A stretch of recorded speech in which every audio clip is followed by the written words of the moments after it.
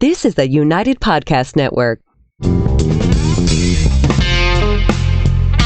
Welcome to Spouses Talking Houses with husband and wife real estate team Jennifer and Brian Frost. Everything you want to know about buying, selling, investing, and owning property. So let's get real about real estate. Welcome back to Spouses Talking Houses. I'm Jennifer. And I'm Brian. And together we like to get real about real estate. Today we're going to talk about rants, pet peeves, and scams. So it's going to be positive and uplifting. My kind of episode. Before we do that, I thought maybe we would talk a little bit about our realtor lifestyle. We've been working certainly 7 days a week. No doubt we've been extremely busy. As we've mentioned in the past, the COVID-19 situation really hasn't, it was pretty much a speed bump. Yeah. For a couple of weeks in March. And now the spring market's here.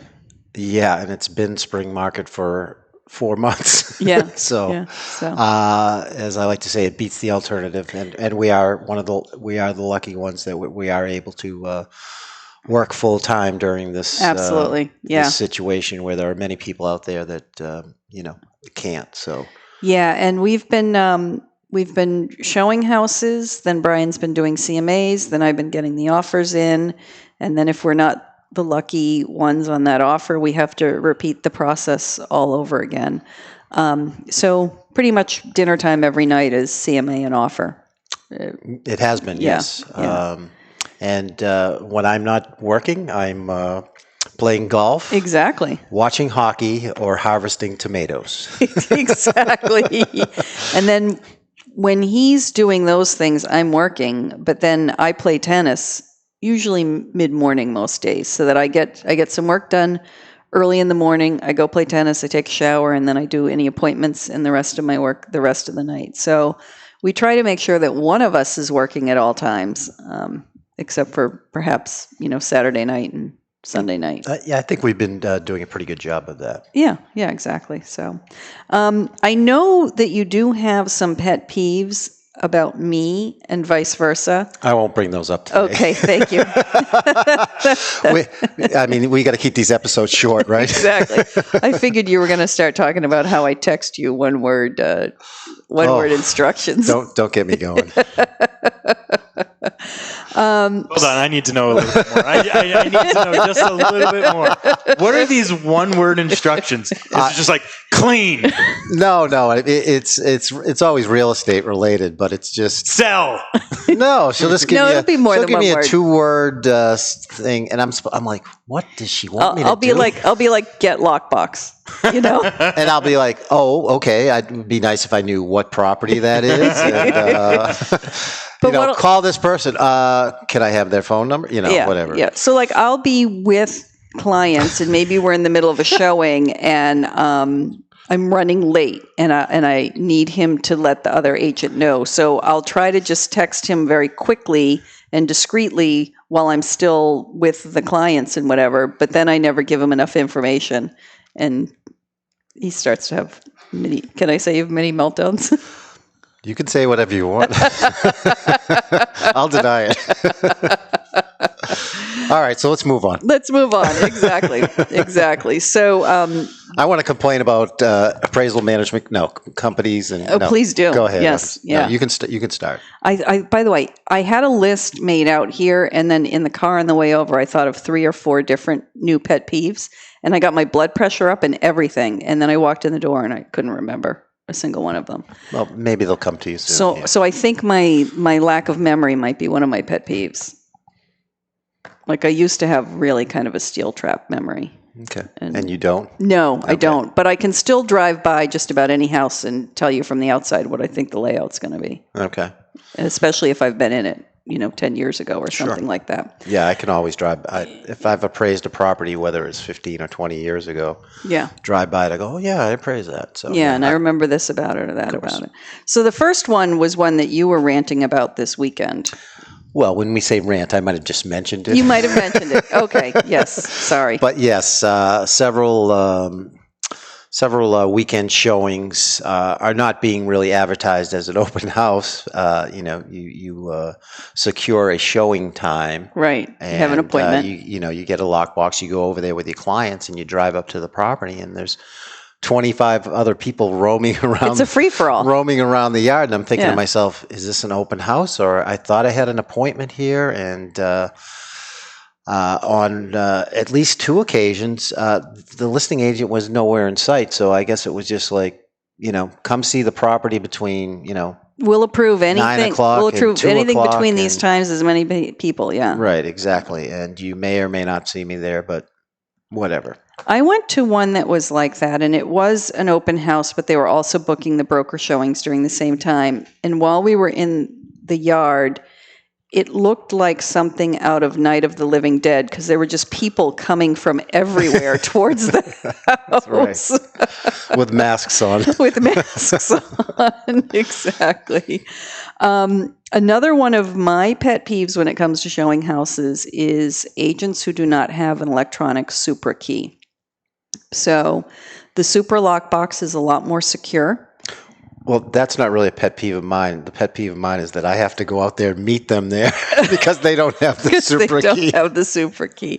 The number one reason that agents give is that they don't want to spend the money for it. And it's like $15 a month. And this is the business that you chose to be in. Right.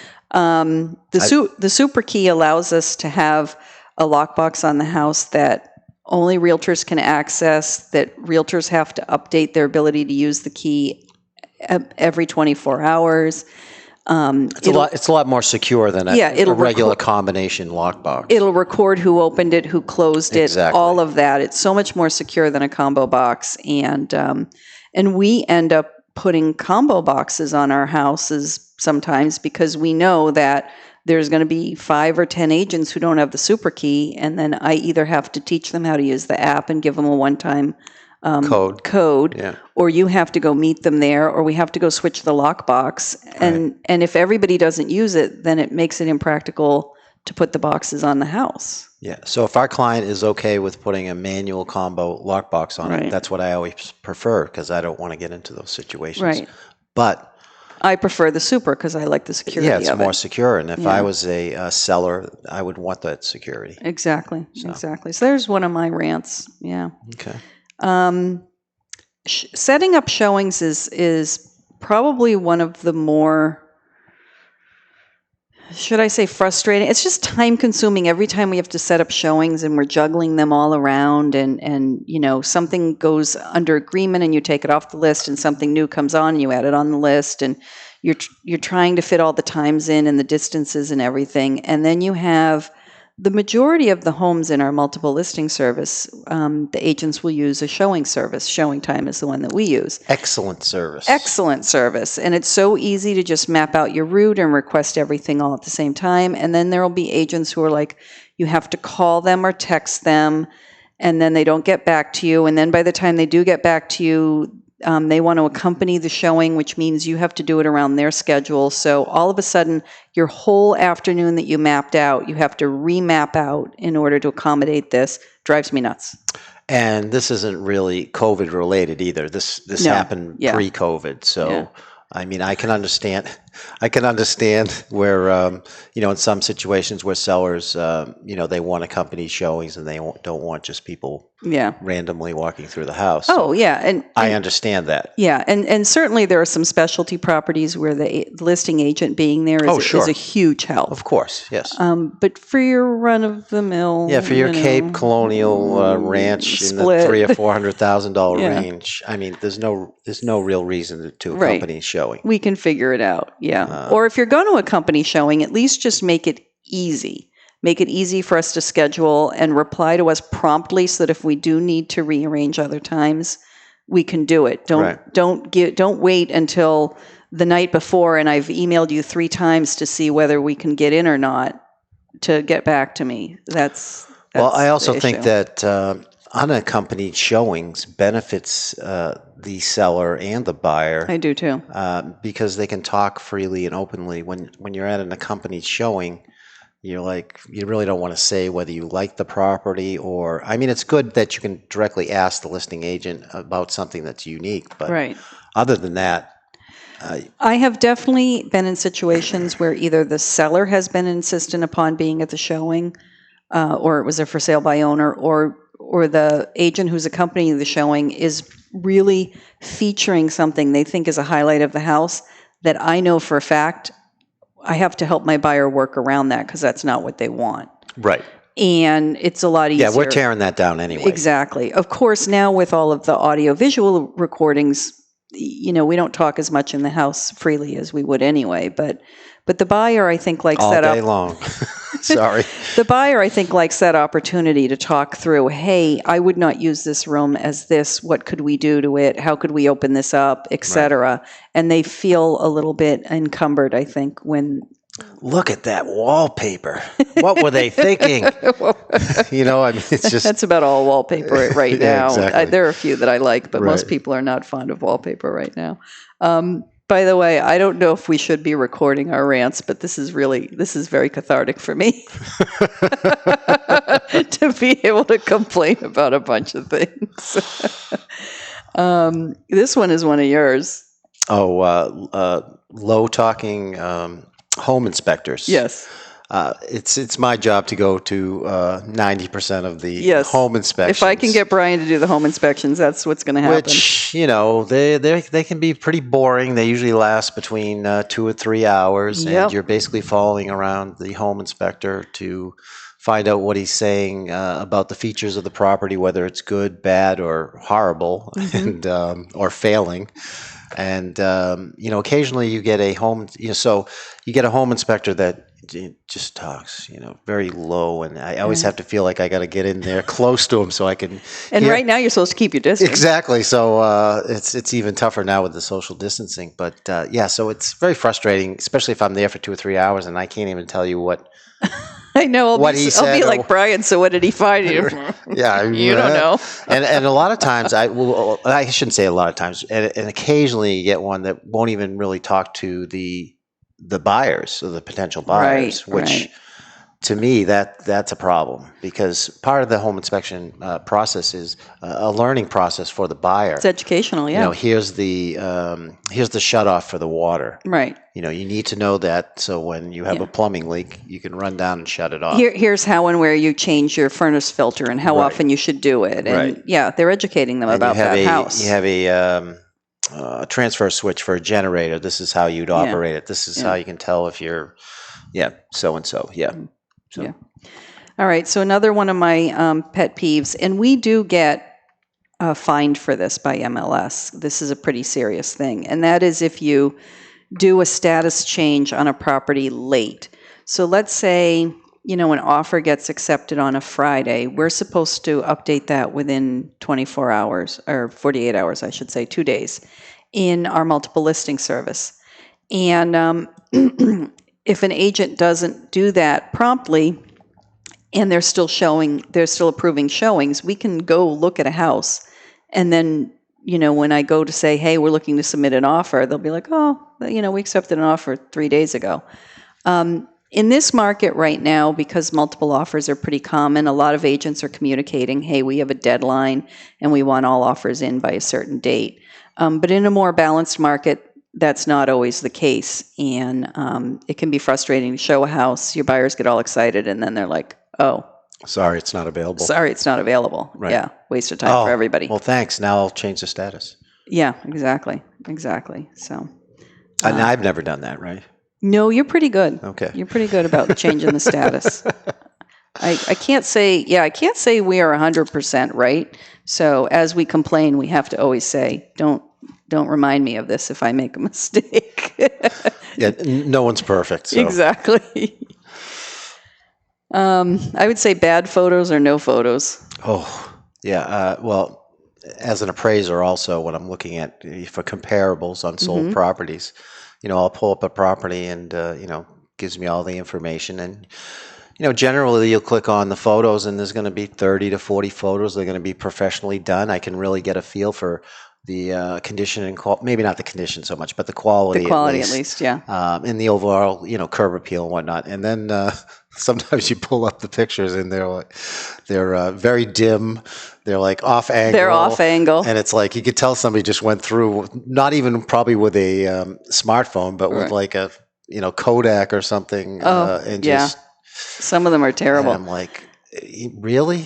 One of my pet peeves is when there's a picture in MLS of the bathroom and the toilet lid is up.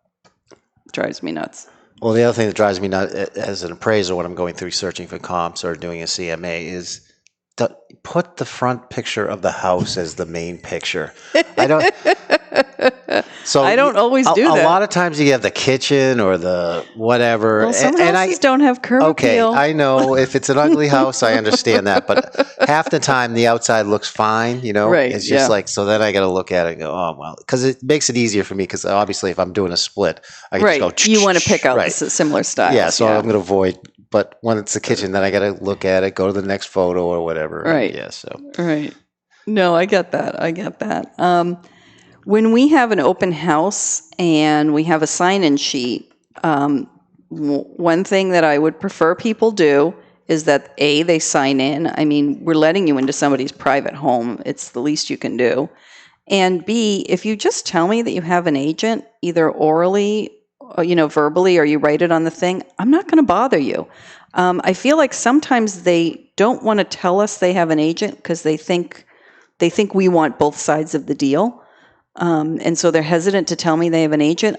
Just tell me you have an agent. It's fine. I'll send the info to your agent. It's a lot quicker for me actually to send the info to their agent than to explain it all to them. Yeah. Yeah. There's a lot of people who just don't want to put their name or anything on anything. Yeah. So I understand that they prefer their privacy, but there's many times we've been on some of those open houses and people like sneaking in and they're just going around and I'm like, did you see them? Did you talk to them? Nope. So, and then they're gone and you're like, who was that? I'll chase people with the clipboard sometimes. Yeah. And we've all heard the horror stories of people going through, like medicine cabinets and jewelry and all that. Right. So, right. I owe it to my seller to, you know who's been in that house. You need to be prudent as far as, I mean, you don't have to watch everybody every second, but yeah. When we have, when we know we're going to have a lot of people, we'll at least have Brian and I, but sometimes we'll also bring our mortgage rep as well. And that way, suck them into that. We can suck them into that exactly. For a Saturday and that way, afternoon. That way, we can be on different levels of the house at different times with people. Plus, you want to be able to be there just to answer some questions. Right. Too, so. Right. I'm going to really rant about this one, Hubzu. All right, so I really don't know that much about it. I mean, I've been on the site before. I know it's an auction site for real estate. Yeah, it's an auction site for real estate, and if it legitimately worked the way that they said, I'd be okay with it. But what happens is the property will be listed in multiple listing service at the starting bid number. So it'll be like, oh, here's this house, and they're usually very poor quality. Properties. Something somebody's going to buy and flip. Right. But they'll list it at like 125. And so then everybody gets real excited about it. And then it's hard to get into the property. Sometimes you can't get into the property. And then you're referred to go to hubzu.com to make a bid. Submit an offer. And then you see that price is just the starting bid. So that's not actually. And now it's at 200. Exactly. That's number one. Number two, you have to pay a fee to Hubzu in addition to the cost of the property. With the offer? Oh, if your offer is accepted. So how much is that fee? It's usually 5 or 6%. So you're going to pay 5 or 6%. Oh, really? Exactly. Wow. You're going to pay 5 or 6% over. Okay. Yep. Wow. Okay. And then they'll tell you whether that particular. I'm sure some of this is specific to who the lender is on the bank-owned property. And then they'll tell you whether they're going to take contingencies or not, like a financing contingency, or it needs to be cash only. And then they'll tell you, oh, the bidding ends on such and such a date. Great. You put your bid in. And then 4 days later, it'll come back on and it'll say, oh, we didn't meet our reserve. And this just happens again and again and again. And can you hear my voice? It's I can tell. So when people ask me about that, I'm like, run. I know a couple of flippers who they have the patience. They make it's a numbers game for them. They're like, we'll bid on 10 or 12 houses and maybe Sure. we'll get one. And we'll continue to bid on this every time that they re-put it up. And, maybe eventually we'll get it. Sure. But for somebody who's looking to maybe secure a property that they can get a loan on and move into and have a set date and have a financing contingency, no, not for them. Like you said, run. Run. Yeah. Run. Yeah. Yeah. Oh, you got anything to throw in now, or you want me to keep going? You're on a roll here. So, go ahead. I'm not a big fan of online leads from the realtor's perspective. I love the fact that there's all these websites that advertise our properties. But online leads for a realtor, the ratio of how many people actually end up buying a house with a realtor versus how many leads you got is like 2 to 4%. So that means you got to talk to 98 people, or you get 98 No, leads. you have to talk Exactly, to 98 I know. people. I don't have the patience for that. Yeah. And so, and also the way the websites are set up, they're set up to try to get as many leads to as many agents as possible, because that's how they're making money. They're making money selling the buyer's name and email address and phone number. Sure. So that same buyer gets sent to, like, every time they click on a house, no matter which site it is, they're getting thrown to a different agent. Yeah. And I just find the whole thing extremely inefficient. I totally agree. Some of our really great clients that we've had and have had repeat business with and business with their family and friends and coworkers originally did start as an online lead. Sure. But I'm not going to. We're very limited in that we only subscribe really to Zillow. Zillow is right? really the only And one we do. Yeah. It's on a minimal basis. And we get Realtor.com through the office and a few others like that. But yeah. Zillow, it has worked for us. I mean, we've definitely done many transactions each year due to Zillow. We have, but but we still get multiple a week where we just send them a little information on the house and we never hear from them again. Well, if I was a better realtor, I'd be chasing them, but I'm not. Don't get me wrong, I'm not a fan of Zillow. Yeah. I mean, I don't even I know people love Zillow. That's how they like to search. We are ranting well, by the way. But I go on there and I'll always look at Zillow because I know the property owner's looking at Zillow. I know the person who I'm doing an appraisal for, they're looking at Zillow because if it's on Zillow, it must be true. Yeah. So people have moved on from that, I think. I hope so. Yeah. But and it's just so annoying. So you click on the property and then you click on the details and it's like, how do I get out of here? They make it so hard to get in and out of it, and it's just it's so aggravating. Yeah. So I love Zillow. We have had some really great leads from them over the years, but I don't have a whole system of following up of online leads. I know some agents really specialize in that and have a whole system, and nobody falls through the cracks. And, sure, yeah. And that's you good. need an that's need an admin for that. I need staff for that. Do you want to talk about appraisal management companies? Oh my God, no. Well, I'll just a couple of notes here because I could talk about them for days. Another half hour anyway. But on the appraisal side, so after the meltdown in the 2000s, appraisal management companies were born, and generally they did exist prior to that, but they weren't overly used. Well, now they're extensive. Now they're it's the norm now. Right. Yeah. And they were meant to serve as a buffer between the lender and an appraiser, because what happened prior to that a lot of times was that the lenders would pressure me to come in at a value, or pressure us to come in at a certain value. Yeah. Maybe subtly, and then in a lot of cases, not so subtly, right? Not so subtly. Explicitly. If you don't bring this in, you're not getting another assignment from me. Literally, that's what they would say. That was happening, and I what I used to tell them. Right, and Brian would lose clients, but and I didn't care. But the appraiser is supposed to be an independent opinion of value about the collateral for the loan. Exactly. That's the purpose of the appraisal. I mean, that's the main deal. And then you guys got blamed for the mortgage meltdown. Well, we get blamed for everything. Exactly. But that's all right. I'm used to it. It's okay. So anyway, appraisal management companies came in as a buffer. See, but now I'm working on the sales side. I could even jab them a little. Exactly.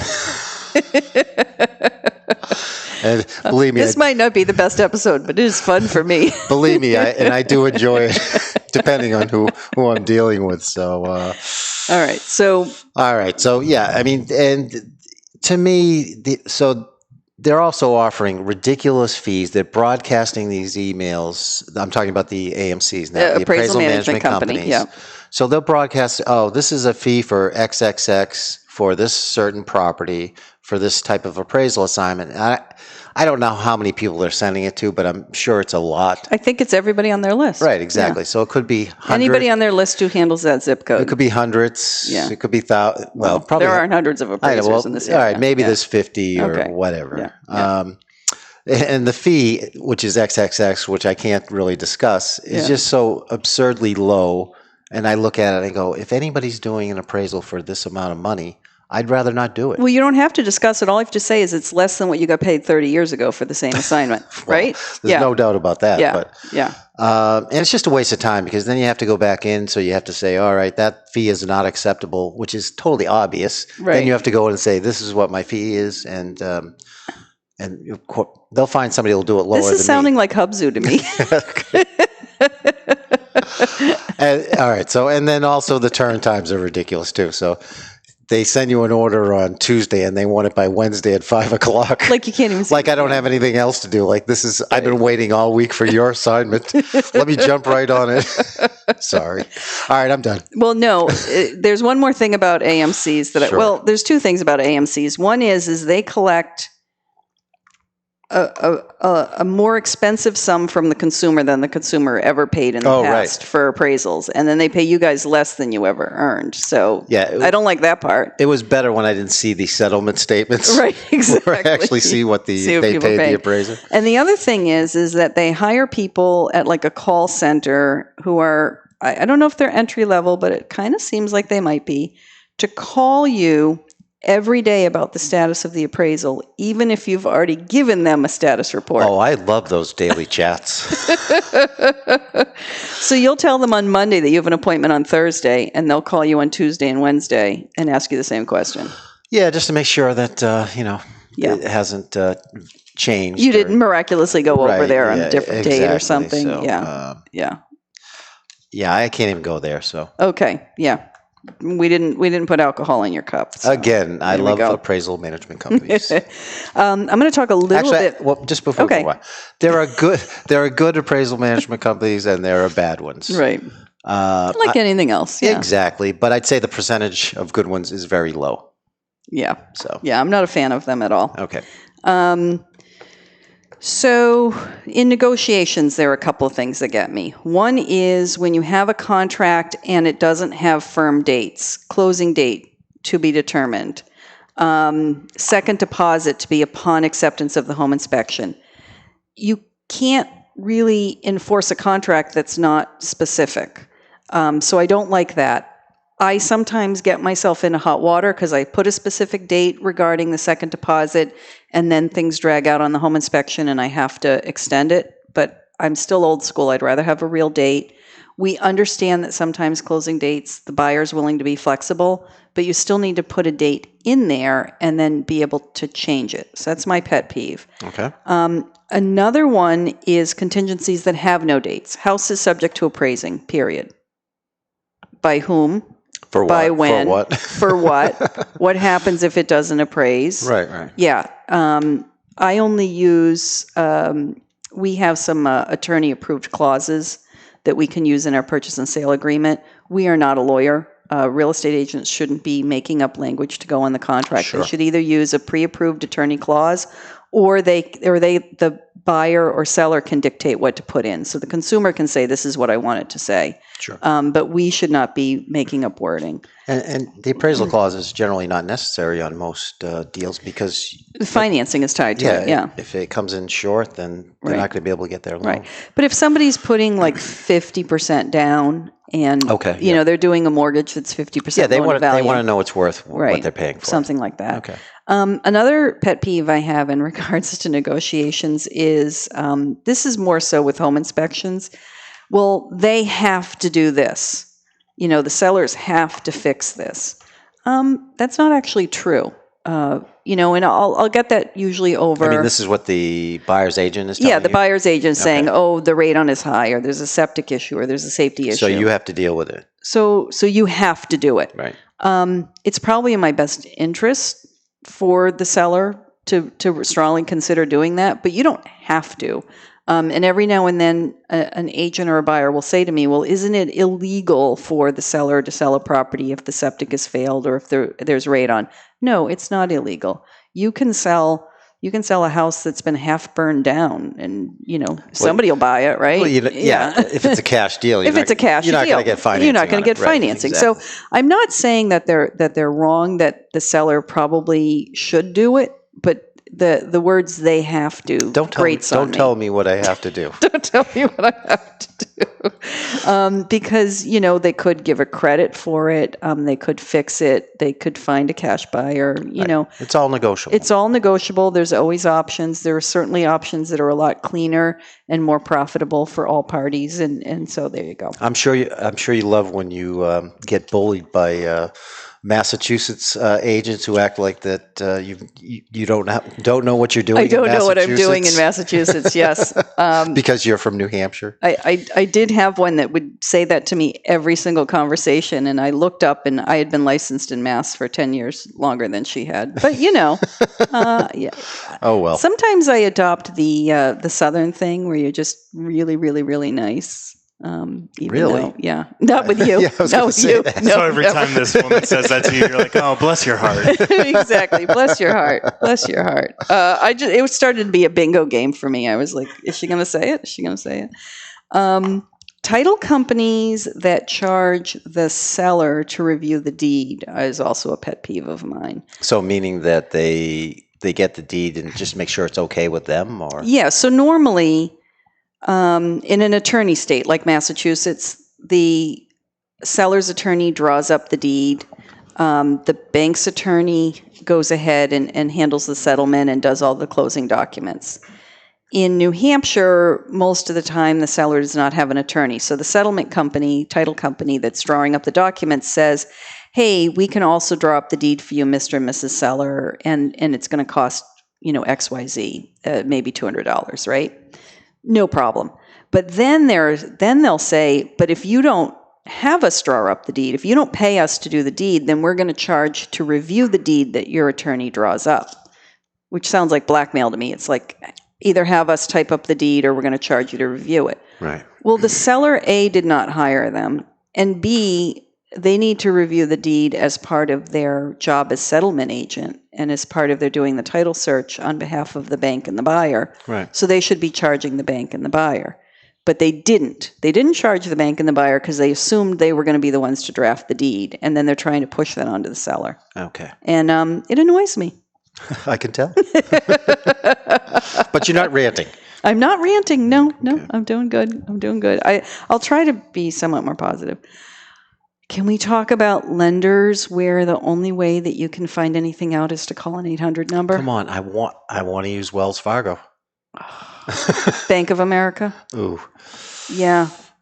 big banks. Big banks. No, don't like them. Don't like them for mortgages. If you want to do that for your refi, that's great. If you are just a super, super vanilla loan and everything's going to go through super fast, okay.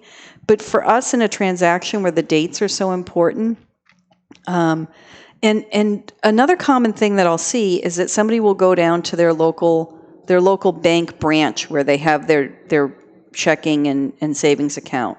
I'm a fan of credit unions. We have 2 credit union accounts. A lot of times they're local and their mortgage division is local. And so the service we get from them is very similar to a lot of the other lenders we work with. But when you go to the big commercial banks, the person who takes your application may not know much about mortgage loans. And so they will take an application for a loan that they really can't do. And then it will go somewhere out of state for processing. And then you have to call an 800 number and talk to a different person every time. And love that. My blood pressure is rising, as we speak. It's very nice to have that local mortgage broker that you can actually call, and they'll pick up the phone. And I bother them, first thing in the morning and Sunday afternoons, and They say, "Oh, this is how you handle it," or I can do pick that, up. or I can't do that. Exactly. And you move on. And they pick up, and just in the speed of what we are doing, with multiple offers and with working towards closings, it's just really important to me to be able to have accessibility to the lender and be able to get return phone calls. Yeah. Okay. Yeah. So disjointed teams. Are you talking about us? That would be dysfunctional. No. Oh, dysfunctional. Semi-functional, mostly functional. No, I'm talking about when, either it's a real estate team or a title team or a mortgage team. There's a lot of advantages to teams in our business because one person wearing all hats and having to answer a phone all the time and be available all the time is tough. So I get that. But when I'm calling or emailing somebody and then they tell me 3 days later, oh, so-and-so is handling this, or, oh, I was out of the office and not my job. Nobody was checking my messages. Again, we don't have the luxury of time. When I started in this business and back in the 80s, in the old days, when we had curly fax paper, things went at a slower pace, and that was okay. It was typical that you weren't pre-approved for a loan, and it did take 60 days to close, and things were done by hand paperwork and hand delivered and mailed and all of that. Now everything is fast. So much pressure for everything to be done as quick as possible. Yeah, so much faster. So if I'm communicating with one person, this happens at some of the larger title companies, I'll give some very explicit information right up front. Hey, this is going to be a back-to-back closing, so my sellers need this. Hey, my sellers don't live at the property, so don't mail the information to the property. Email it to me, and I'll email it to them or whatever. I mean, people don't read their emails? Yeah, and then you never hear from or speak to that person again, but somebody else has picked it up 3 weeks later, and that communication was completely lost. And I'm like, I went out of my way to make this smooth. Okay. I don't read all my emails. No, you don't. But you ask for details. I know.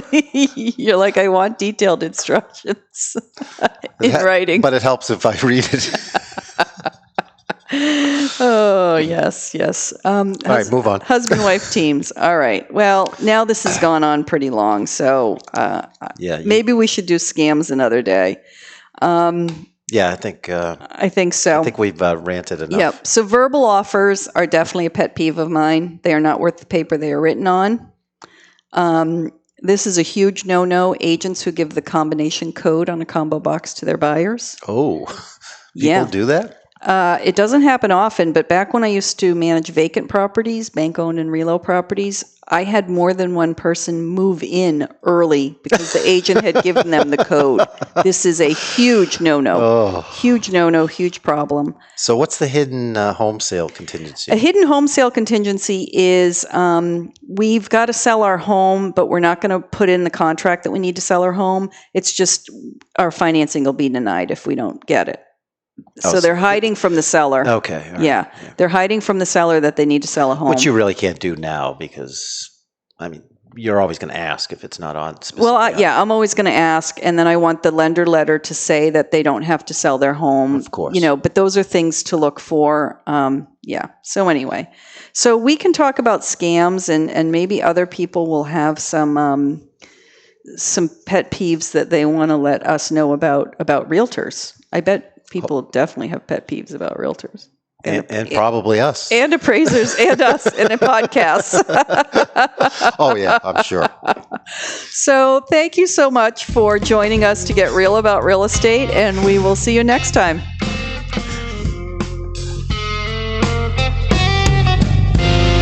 music courtesy of the Eric Lindbergh Trio. Please visit his website at www.ericlindberghworld.com. Jennifer and Brian are licensed to practice real estate in New Hampshire and Massachusetts.